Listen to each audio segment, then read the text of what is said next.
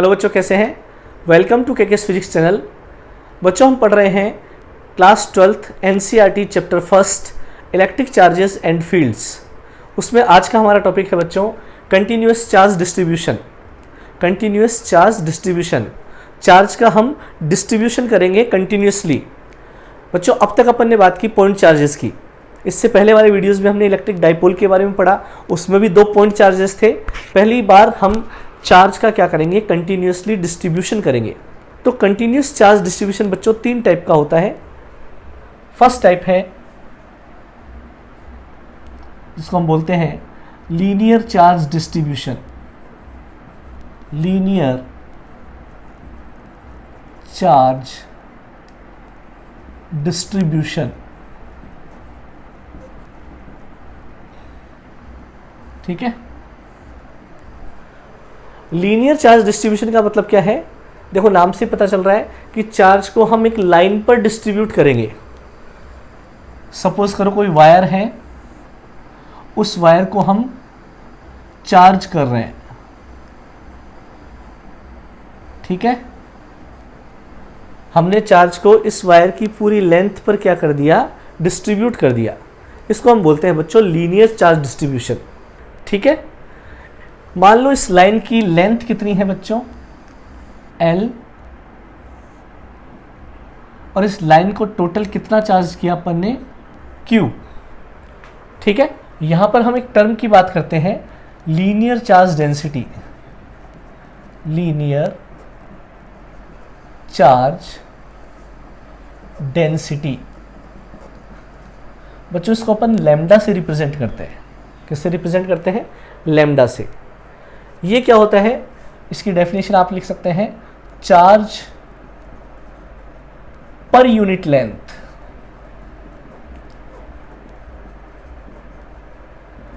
Charge per unit length is called linear charge density. तो यहां से फॉर्मूला क्या बन जाएगा बच्चों? देखो, L लेंथ पे कितना चार्ज डिस्ट्रीब्यूट हो रहा है, Q। तो यूनिट लेंथ पे कितना चार्ज डिस्ट्रीब्यूट होगा, Q बाय L। क्या इसी को हम चार्ज पर यूनिट लेंथ कहेंगे? तो हमारा लैम्डा का फॉर्मूला हो गया Q बाय L, ठीक है। ये फॉर्मूला ध्यान में रखना है अपने को। तो लीनियर चार्ज डेंसिटी का फॉर्मूला होता है बच्चों lambda is equal to Q by L। या फिर हम इसको यूं भी लिख सकते हैं, इस वायर पे या इस लाइन पर एक लाइन सेगमेंट मान लो बच्चों। ये लाइन सेगमेंट मैंने मान लिया DL, जिस पे कितना चार्ज है, DQ। तो क्या हम लैम्डा का फॉर्मूला ये भी लिख सकते हैं, lambda is equal to DQ by DL। DQ by DL, ठीक है। तो लैम्डा को हम Q बाई L भी लिख सकते हैं, DQ बाई DL भी लिख सकते हैं। यूनिट क्या हो जाएगी बच्चों लैम्डा की? यूनिट हो जाएगी, चार्ज की होती है कूलाम, लेंथ की होती है मीटर। तो यूनिट हो जाएगी बच्चों कूलाम पर मीटर। और इसका डायमेंशनल फॉर्मूला क्या हो जाएगा? डायमेंशनल फॉर्मूला हो जाएगा इसका, कूलाम के लिए क्या लिखते हैं, A1 T1, और नीचे मीटर के लिए क्या लिखते हैं, L1। ऊपर जाएगा तो L-1, A1 T1 L-1। ये इसका डायमेंशनल फॉर्मूला है। तो हमको बेसिकली ये फॉर्मूला ध्यान में रखना है, ठीक है नी। ये फॉर्मूला इंपॉर्टेंट है, आगे काम आएगा। क्लियर? तो ये था लीनियर चार्ज डिस्ट्रीब्यूशन। अब यदि बच्चों इस लीनियर चार्ज डिस्ट्रीब्यूशन के कारण हमको किसी पॉइंट पर इलेक्ट्रिक फील्ड निकालना हो, सपोज करो इस पूरे वायर के कारण मुझे इस पॉइंट पर इलेक्ट्रिक फील्ड पता करना है, क्योंकि फील्ड तो इसके चारों तरफ भी है। तो इस पॉइंट पर अगर मुझे फील्ड पता करना है तो उसका प्रोसेस क्या होना चाहिए, उसका तरीका क्या होना चाहिए? उस वायर पे एक लाइन सेगमेंट मान लो, जैसा कि हमने मान रखा है। सबसे पहले इस लाइन सेगमेंट के कारण यहाँ P पॉइंट पर क्या निकालो, इलेक्ट्रिक फील्ड निकालो। कैसे? Electric field due to line segment. तो इस छोटे से सेगमेंट के कारण यहां पर फील्ड को हम क्या मान सकते हैं, DE मान सकते हैं। तो यहां पर अब फॉर्मूला कौन सा लगाएंगे? देखो, ये जो लाइन सेगमेंट है इस पर जो चार्ज है उसको हम पॉइंट चार्ज मान सकते हैं। तो पॉइंट चार्ज वाला फॉर्मूला लगाएंगे। उसके लिए हमको ये डिस्टेंस पता होनी चाहिए। मान लो ये डिस्टेंस कितनी है, R मान लेते हैं। तो पॉइंट चार्ज का इलेक्ट्रिक फील्ड क्या होता है बच्चों, KQ/R²। तो यहाँ लिखेंगे K D Q by R square. ठीक है, यहाँ पर हम डी क्यू की जगह क्या पुट कर सकते हैं बच्चों? डी क्यू की जगह हम lambda into D L put कर सकते हैं।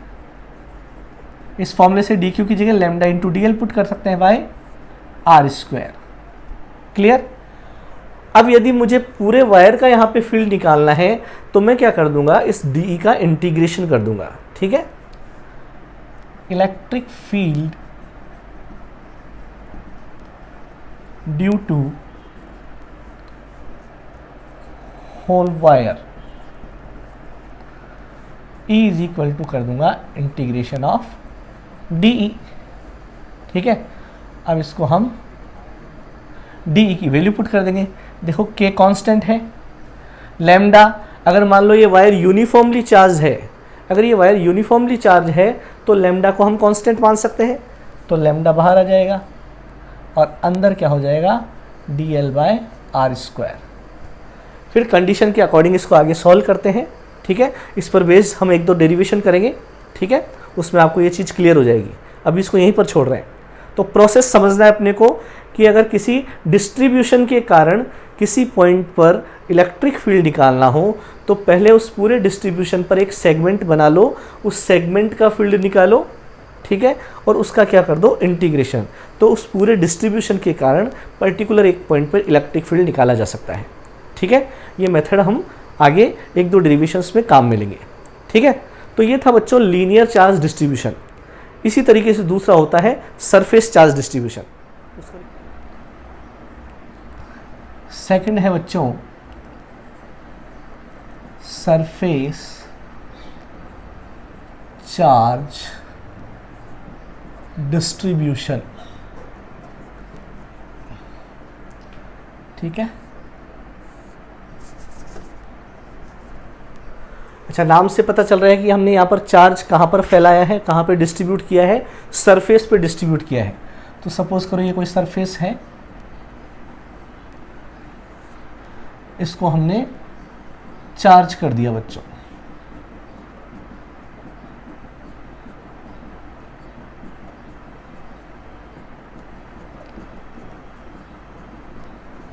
इस पूरी सरफेस का एरिया सपोज करो कितना है A, और उस पूरी सरफेस पे हमने टोटल कितना चार्ज दिया है Q।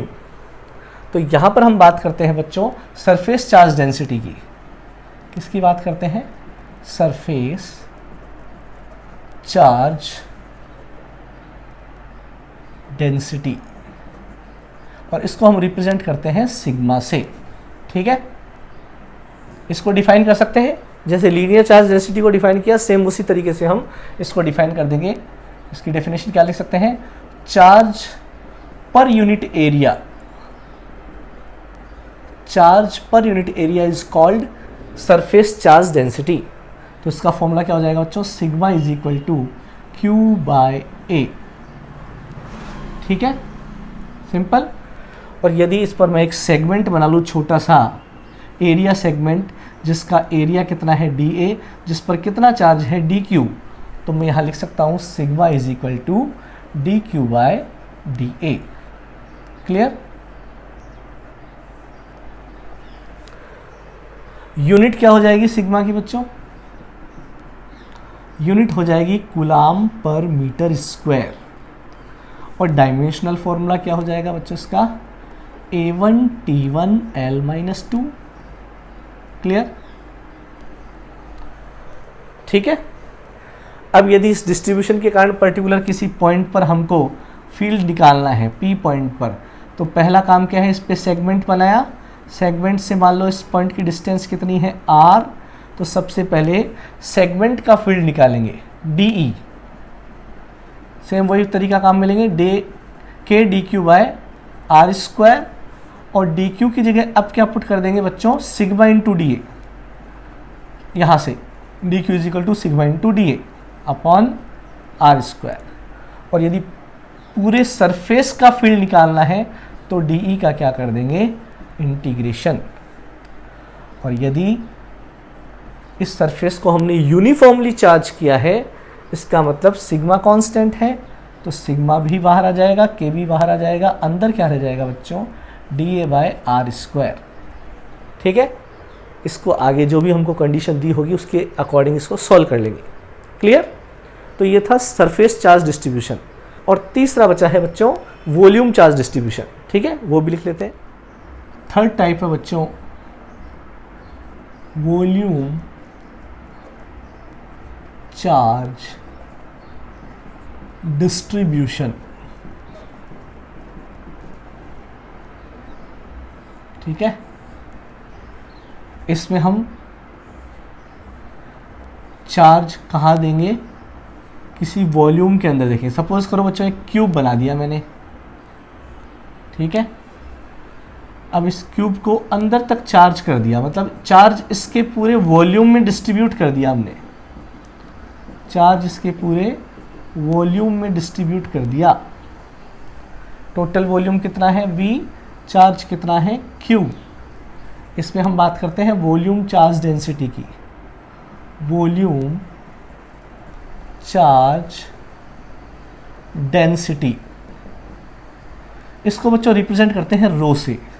ठीक है, इसकी डेफिनेशन क्या बन जाएगी बताओ? Charge per unit volume, charge per unit volume is called volume charge density. Formula क्या बन जाएगा? Rho is equal to Q/V, total charge upon total volume. या फिर यदि इस पर एक सेगमेंट बना लूँ मैं छोटा सा, वॉल्यूम सेगमेंट जिसका वॉल्यूम dV है, जिस पर चार्ज dQ है, तो हम इस रो का फॉर्मूला लिख सकते हैं dQ/dV। क्लियर? यूनिट क्या हो जाएगी बच्चों? यूनिट हो जाएगी कूलाम पर वॉल्यूम के लिए मीटर क्यूब, और डायमेंशनल फॉर्मूला हो जाएगा इसका A1T1L-3। क्लियर? अब यदि इस डिस्ट्रीब्यूशन के कारण किसी पॉइंट पर हमको फील्ड निकालना है, मान लो P पॉइंट पर फील्ड निकालना है R डिस्टेंस पर, तो सबसे पहले सेगमेंट के कारण फील्ड निकालेंगे, फिर उसका इंटीग्रेशन कर देंगे। तो सेगमेंट का फील्ड क्या लेते हैं अपन? DE। फॉर्मूला कौन सा लगाते हैं? KdQ/r², क्योंकि यहाँ पे हम जो भी सेगमेंट ले रहे हैं उसको हम पॉइंट चार्ज की फॉर्म में मान सकते हैं। और DQ की जगह अब क्या रखेंगे बच्चों? DQ की जगह रखेंगे रो dV।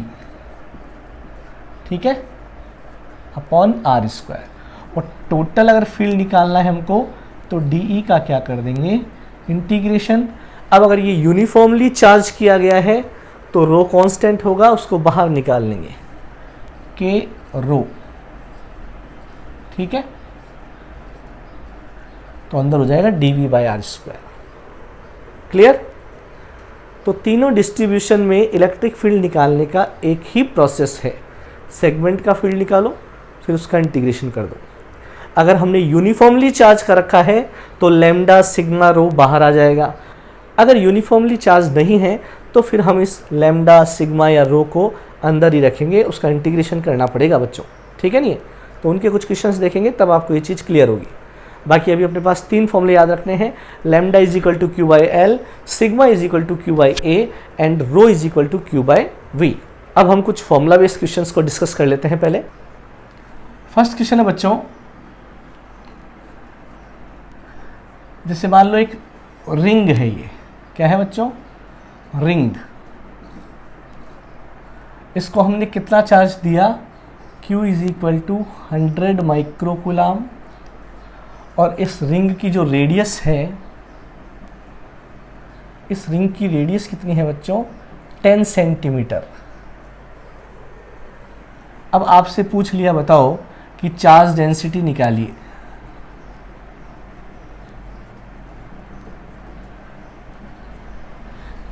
Calculate the charge density of the ring. अब यहां पर थोड़ा सा अपने को कॉमन सेंस लगाना है।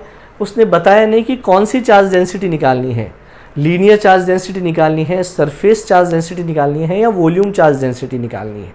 तो यहाँ पर सीधी सी बात यह है बच्चों की रिंग है, तो रिंग को यदि हम चार्ज करेंगे तो चार्ज जो होगा क्या केवल उसकी सरकमफरेंस पर ही आएगा? केवल सरकमफरेंस पर ही तो आएगा चार्ज, और तो कहीं जा ही नहीं सकता, क्योंकि रिंग तो बीच में से खाली होती है। तो कहने का मतलब यहाँ पर जो डिस्ट्रीब्यूशन हो रहा है चार्ज का वो कहाँ पर हो रहा है, इसकी सरकमफेरेंस पर हो रहा है, मतलब लीनियर चार्ज डिस्ट्रीब्यूशन हो रहा है। तो यहाँ हमको लैम्डा निकालना है, ये हमको खुद को समझना है लैम्डा। और लैम्डा कैसे निकालते हैं, total charge upon total length. अब लेंथ के लिए क्या लिखेंगे बच्चों, रिंग की लेंथ का मतलब उसकी सरकमफेरेंस, और सरकमफेरेंस क्या होती है 2 पाई आर। यहाँ पे वैल्यू पुट कर देंगे, आंसर आ जाएगा। क्यू कितना है 100 माइक्रो के लिए 10⁻⁻⁶, और 2 पाई के लिए 3.14, आर के लिए 10 सेंटीमीटर, सेंटी हटा दो 10⁻²। इसको सॉल्व कर लेंगे, आंसर आ जाएगा कूलाम पर मीटर में। क्लियर है। तो रिंग को जब चार्ज करते हैं तो लीनियर चार्ज डिस्ट्रीब्यूशन होता है, इसलिए हमको लैम्डा निकालना होता है। नेक्स्ट क्वेश्चन है बच्चों, एक स्फीयर है, ये मेटेलिक स्फीयर बच्चों, क्या है मेटेलिक स्फीयर। इसको चार्ज किया हमने, वैल्यू वही ले लेते हैं 100 माइक्रोकूलाम। इसकी भी रेडियस कितनी है 10 सेंटीमीटर, और यहाँ पर भी आपको क्या करना है, चार्ज डेंसिटी फाइंड आउट करनी है, चार्ज डेंसिटी फाइंड आउट करनी है। अब चार्ज डेंसिटी कौन से निकालनी है वापस नहीं बताया हमको, लैम्डा निकालें, सिग्मा निकालें या रो निकालें। तो यहाँ एक चीज़ तो क्लियर है कि यहाँ पर लीनियर चार्ज डिस्ट्रीब्यूशन तो हो नहीं रहा, क्योंकि ये मेटेलिक स्फीयर है। स्फीयर की तो क्या होती है, सरफेस होती है, और स्फीयर का वॉल्यूम भी होता है। अब सरफेस चार्ज डेंसिटी निकालें या वॉल्यूम चार्ज डेंसिटी निकालें। अब यहाँ पर हमको एक चीज़ पता होनी चाहिए कि ये स्फीयर जो है बच्चों वो मेटेलिक स्फीयर है। मेटल्स को जब भी हम चार्ज करेंगे, चार्ज उसकी सरफेस पर ही आएगा, उसके वॉल्यूम में चार्ज नहीं रह सकता। क्यों नहीं रह सकता, क्योंकि जो मेटल है वो एक कंडक्टर है, ऑब्वियसली उसमें क्या है फ्री इलेक्ट्रॉन्स है। जब भी किसी मेटल को हम या जब भी किसी कंडक्टर को चार्ज करते हैं, ऐसा कंडक्टर के लिए हम बात समझ रहे हैं, जब भी हम किसी कंडक्टर को चार्ज करते हैं, सपोज करो मैं अंदर ही चार्ज दे दिया, ये सॉलिड स्फीयर है, ठीक है ना, तो अंदर मैंने कोई चार्ज दे दिया तो वो चार्ज फटाफट कहाँ पर आ जाएगा बच्चों, सरफेस पर आ जाएगा। यहाँ से हटकर कहाँ जाएगा, सरफेस पर। ऐसा क्यों, फ्री इलेक्ट्रॉन्स के कारण। फ्री इलेक्ट्रॉन चार्ज को कहाँ ले आएंगे बच्चों, सरफेस पर ले आएंगे, ठीक है ना। तो हमेशा ध्यान रखो कि जब भी किसी कंडक्टर को हम चार्ज करते हैं तो उसमें वॉल्यूम चार्ज डिस्ट्रीब्यूशन नहीं हो सकता, उसमें कौन सा डिस्ट्रीब्यूशन होगा, सरफेस चार्ज डिस्ट्रीब्यूशन ही होगा, सरफेस चार्ज डिस्ट्रीब्यूशन होगा, ठीक है। तो कंडक्टर्स में, मेटल्स में कभी भी वॉल्यूम चार्ज डिस्ट्रीब्यूशन नहीं होता है, सरफेस चार्ज डिस्ट्रीब्यूशन होता है, ठीक है नहीं, या फिर लीनियर चार्ज डिस्ट्रीब्यूशन होता है अगर वायर की फॉर्म में है तो यहाँ तो स्फीयर है, सरफेस है, तो यहाँ पर हम बच्चों सरफेस चार्ज डेंसिटी निकालेंगे। ये अंडरस्टूड होना चाहिए। हम Q/A फॉर्मूला लगाएंगे, ना कि rho is equal to Q/V। Area कितना रखोगे, स्फेरिकल स्ट्रक्चर है तो A की जगह हम क्या लिखेंगे 4πr²। तो यहाँ वैल्यू पुट कर देंगे 100 × 10⁻⁶ अपॉन 4, पाई की जगह 3.14, r 10 × 10⁻² का होल स्क्वायर। इसको सॉल्व कर लेंगे, आंसर आ जाएगा कूलाम पर मीटर स्क्वायर में। क्लियर। तो ये फॉर्मूला बेस्ड कुछ क्वेश्चंस थे। तो यहाँ पर हमने ये सीखा कि कंडक्टर्स में कभी भी वॉल्यूम चार्ज डिस्ट्रीब्यूशन नहीं होता है, वहाँ सरफेस चार्ज डिस्ट्रीब्यूशन हो सकता है और लीनियर चार्ज डिस्ट्रीब्यूशन हो सकता है। क्लियर। तो बच्चों अब हम बात करेंगे कंटिन्यूस चार्ज डिस्ट्रीब्यूशन के कारण इलेक्ट्रिक फील्ड कैसे निकालते हैं। वो चीज़ हम एक अलग से वीडियो में डिस्कस करेंगे। तब तक के लिए ऑल द बेस्ट।